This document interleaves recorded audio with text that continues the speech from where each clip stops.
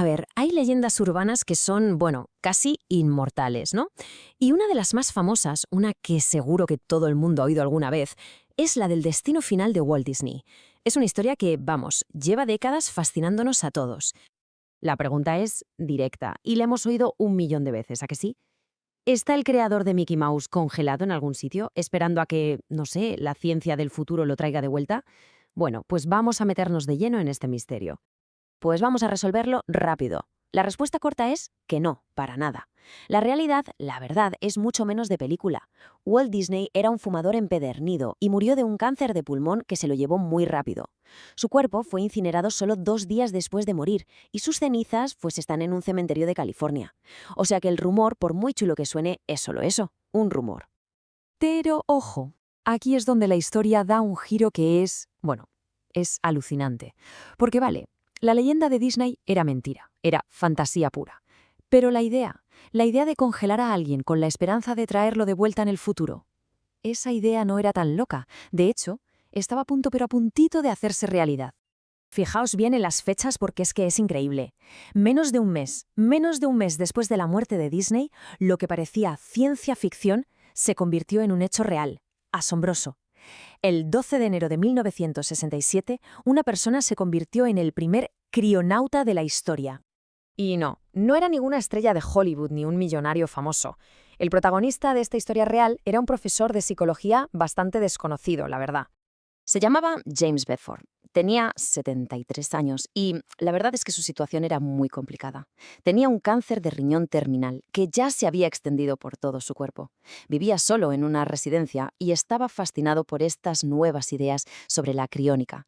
Y vio una última oportunidad. Quizás no para él, pero sí para la ciencia. Y esto es clave. A diferencia del mito de Disney, que era un rumor, la decisión de Bedford fue totalmente consciente y voluntaria. Él sabía que no tenía cura, que sus posibilidades eran nulas, así que se ofreció para un experimento que, vamos, no se había hecho nunca. Fue un auténtico salto a lo desconocido. Y claro, uno se imagina un laboratorio supermoderno, todo impecable, ¿no?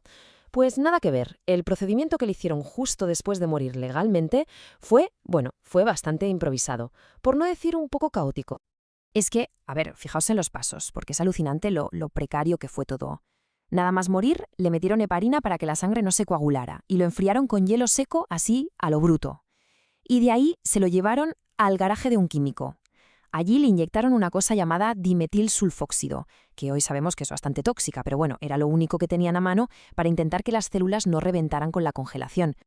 Y para rematar la escena, que ya era de película, resulta que la mujer del químico llegó a casa, se encontró a un grupo de gente congelando un cuerpo en su garaje y, como es lógico, pues no le hizo ninguna gracia. Su reacción, según cuentan, fue bastante clara. Sacad eso de aquí ya. Pero la odisea de Bedford no había hecho más que empezar. Su cuerpo empezó un viaje increíble, de un almacén a otro, durante años. Y lo más fuerte es que sobrevivió casi de milagro. Fijaos, en uno de los sitios donde estaba hubo un fallo técnico y se descongelaron y se echaron a perder los cuerpos de otros 8 voluntarios. Y Bedford, pues se salvó por los pelos, porque justo lo habían movido unos días antes. Al final, después de muchas vueltas, acabó en Alcor, que es donde sigue hoy. Vale, ya conocemos la historia, la parte humana, que es increíble. Pero, ¿qué hay de la ciencia? ¿Cómo funciona todo esto en teoría? A ver, el punto clave, lo que hay que entender es que la criónica no va de resucitar a los muertos. Es más bien como una ambulancia que viaja en el tiempo. La idea es tomar a una persona que la medicina de hoy da por muerta, preservarla y esperar que la medicina del futuro tenga las herramientas para repararla y traerla de vuelta. Y aquí se ve perfectamente el salto abismal que ha habido. Lo que le hicieron a Bedford fue básicamente una congelación pura y dura.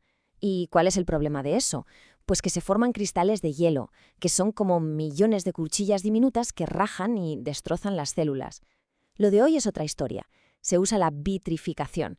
Es un proceso que enfría el cuerpo tan rápido que el agua no llega a formar hielo, se convierte en una especie de estado sólido como el cristal que no daña los tejidos. Pero claro, incluso con esta técnica moderna, los problemas son gigantescos. O sea, tienes que luchar contra el daño que se produce en cuanto el corazón se para, por la falta de oxígeno. Luego, los propios productos químicos que usas para proteger las células son tóxicos. Y está el daño que sufren las células con el cambio de temperatura. Vamos, que la lista de obstáculos es enorme. Entonces, volvamos a nuestro pionero, a James Bedford. ¿Cuál es su situación hoy y qué significa todo esto para el futuro? A ver, seamos realistas. La mayoría de los expertos en criónica están de acuerdo en una cosa. El proceso tan chapucero que se usó con Bedford, sobre todo con esa sustancia, el DMSO, probablemente le destrozó el cerebro de forma irreversible. Así que sus posibilidades de volver siendo él mismo son, siendo honestos, prácticamente cero. Pero su importancia real no está en si lo van a revivir o no. Su legado es que fue un símbolo. Fue el primero, el que se atrevió a dar ese paso al vacío. Y por eso, cada 12 de enero, la gente del mundo de la criónica celebra el Día de James Bedford. Es un homenaje a ese pionero. Y desde luego, ya no estás solo. Lo que empezó como un experimento rarísimo en un garaje se ha convertido en un movimiento pequeño, pero que no para de crecer. A su lado, en esas mismas instalaciones de Alcor, hay aproximadamente 147 pacientes más, todos esperando.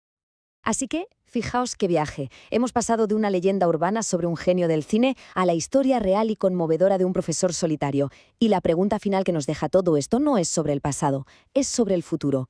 Hoy, la preservación es una realidad científica, se puede hacer, pero la reanimación, eso sigue siendo ciencia ficción. La gran pregunta, la incógnita del millón, es si la ciencia será capaz de cerrar esa brecha algún día.